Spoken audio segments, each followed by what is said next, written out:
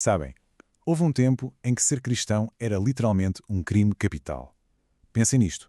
Uma seita minúscula, caçada como se fossem terroristas, a enfrentar um império mais poderoso que o mundo já tinha visto. A questão que se impõe é como é que eles não só sobreviveram, mas acabaram por conquistar o trono do império que jurou exterminá-los. Para se perceber a escala disto, vamos começar com uma imagem que é francamente chocante. O historiador Tácito descreve como, depois do grande incêndio de Roma, o imperador Nero usou os cristãos como tochas humanas. É isso mesmo, queimando-os vivos só para iluminar os seus jardins. É esta a questão central. Como é que uma seita perseguida consegue conquistar o império que jurou exterminá-la? E atenção, não estamos a falar de uma vitória militar. Estamos a falar de sobrevivência contra todas as probabilidades. Vamos então analisar as estratégias que tornaram possível esta incrível reviravolta na história. Ok, vamos a isso. O cenário é este. Estamos no ano 64 d.C. Um incêndio absolutamente devastador destrói a maior parte de Roma. O povo, claro, está furioso, sem casa e precisa de um culpado. O imperador Nero, que estava metido numa bela crise política e a lidar com boatos de que ele próprio tinha começado o fogo, encontra o bode expiatório ideal. E a mudança na percepção pública foi radical, da noite para o dia. Antes do incêndio, os cristãos eram vistos como uma seita judaica, vá lá, um pouco estranha, mas inofensiva. Depois de Nero lhes apontar o dedo, passaram a ser vistos como terroristas de Estado, acusados de crimes horríveis, incluindo canibalismo. Com um alvo pintado nas costas, a sobrevivência dependia de uma coisa: tornarem-se invisíveis. Mas como é que se organiza um movimento numa sociedade que está cheia de espiões e informadores pagos, os delatores? Um vizinho mais ganancioso podia entregar uma família inteira em troca de uma recompensa. Era um perigo constante. A solução que encontraram foi, no fundo, um sistema de criptografia analógico. O símbolo do peixe, ou ictas. Isto era muito mais do que um simples símbolo de fé. Era uma palavra-passe. As letras da palavra grega para peixe formavam um acrónimo secreto, que identificava quem era crente. E a genialidade estava na sua simplicidade.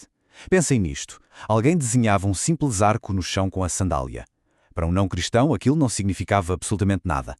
Mas um outro crente, ao ver aquilo, completava o desenho com um segundo arco e lá estava o peixe. O símbolo era então apagado de imediato. Não ficavam provas, não havia registros. Era uma rede invisível que Roma simplesmente não conseguia mapear. Comunicar em segredo era, sem dúvida, crucial, mas não chegava. O movimento precisava de um espaço físico seguro. Um lugar para se reunir, para ensinar, para celebrar os seus rituais, sem o risco de serem massacrados. E encontraram esse lugar no sítio mais improvável, num cemitério. Acontece que havia uma brecha na lei romana. Todos os locais de sepultamento eram considerados legalmente sagrados e invioláveis. Quer dizer, nem a guarda do imperador podia invadir um cemitério registado. Esta brecha na lei foi o escudo perfeito. E a escala disto é de loucos. Estamos a falar de uma rede com centenas de quilómetros de túneis. Eles aproveitaram o solo macio de tufo vulcânico de Roma para criar uma autêntica cidade subterrânea. Era ali, rodeados pelos ossos dos seus mártires, que os vivos realizavam funerais, ensinavam e celebravam, mesmo debaixo dos pés dos senadores que os queriam matar. Mas claro, esconder-se apenas garantia a sobrevivência. Para crescer, era preciso mudar de tática. E foi aí que passaram de uma resistência invisível para uma campanha ativa para conquistar a população romana. E não foi com espadas, mas sim com atos de serviço público. O ponto de viragem deu-se com a peste de Cipriano por volta do ano 250. Uma doença mortal varreu o império. A elite, os médicos, até os sacerdotes pagãos fugiram todos. Na visão romana, uma praga era uma maldição dos deuses e o melhor a fazer era fugir. As famílias abandonavam os seus próprios doentes nas ruas. Foi então que os cristãos fizeram o oposto. Correram para o epicentro da infecção, para cuidar de qualquer pessoa, independentemente da sua fé. Esta decisão, que parecia completamente suicida, teve um resultado biológico chocante. Ao fornecerem cuidados básicos, coisas simples como água, comida e higiene, os cristãos conseguiram reduzir drasticamente a taxa de mortalidade. Os pagãos que sobreviveram graças a estes cuidados, de repente deviam a vida àqueles que o Império lhes dizia para odiar. A caridade venceu a biologia e a Igreja cresceu exponencialmente. Se a doença não os conseguiu parar, e na verdade até aumentou a sua popularidade, Roma teve de recorrer à sua maior arma, o espetáculo público na arena, o terror como entretenimento. O objetivo era a humilhação pública. Era mostrar um medo nos olhos das vítimas. Mas o plano falhou redondamente.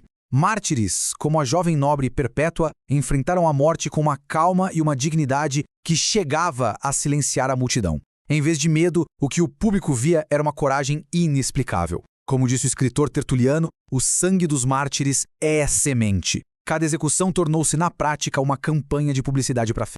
Já frustrado no início do século IV, o imperador Diocleciano muda de estratégia. A lógica dele foi: se não consigo destruir as pessoas, vou destruir a sua cultura. E assim lançou a grande perseguição, um ataque focado não nas pessoas, mas na fonte da sua identidade, os textos sagrados. A ordem era claríssima. Entreguem as vossas escrituras para serem queimadas ou morrem com elas. Foi, no fundo, uma tentativa de apagamento cultural. E isto criou uma crise interna enorme na Igreja, porque muitos líderes cederam e entregaram os textos. Ficaram conhecidos como traditoras, que é a raiz latina da palavra traidores. Mas aqui entra uma grande ironia histórica. Esta pressão forçou a comunidade a uma pergunta muito simples: por que textos vale a pena morrer? Ninguém arrisca a vida por um livro que considera apenas interessante. Esta perseguição acabou por funcionar como um filtro que acelerou a definição do cânon bíblico. Ou seja, a tentativa de destruir a Bíblia acabou, na verdade, por ajudar a defini-la. A perseguição também a obrigou a uma reorganização interna. A estrutura antiga, de igrejas em casas, mais descentralizada e democrática, simplesmente já não funcionava sob ataque. Para sobreviver, a Igreja adotou uma hierarquia rígida e centralizada, quase a espelhar a eficiência administrativa romana. A regra passou a ser clara: uma cidade, um bispo.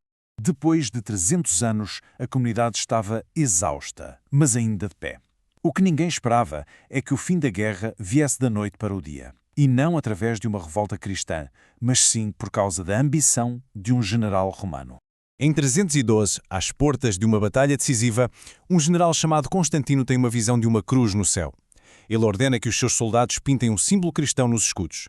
Eles vencem a batalha e, no ano seguinte, Constantino assina o Édito de Milão, que legaliza o cristianismo. E assim, com uma simples assinatura, séculos de perseguição chegaram ao fim. A política por trás disto foi de uma inteligência tremenda. Constantino era um estratega. Ele percebeu que o velho império pagão se estava a desmoronar, enquanto a Igreja, com a sua hierarquia e a sua rede de caridade, era a organização mais sólida que restava. Para ele, o cristianismo era a cola social de que precisava para unir o império. Para a Igreja, foi o fim do terror. E foi assim que a religião, que começou com pescadores e sobreviveu em cemitérios subterrâneos, acabou por ocupar o trono dos Césares. Eles não venceram Roma destruindo-a, mas sim ocupando-a por dentro, até se tornarem simplesmente indispensáveis. Mas o fim da perseguição trouxe um perigo diferente: o conforto do poder. O que nos deixa com uma última pergunta para refletir.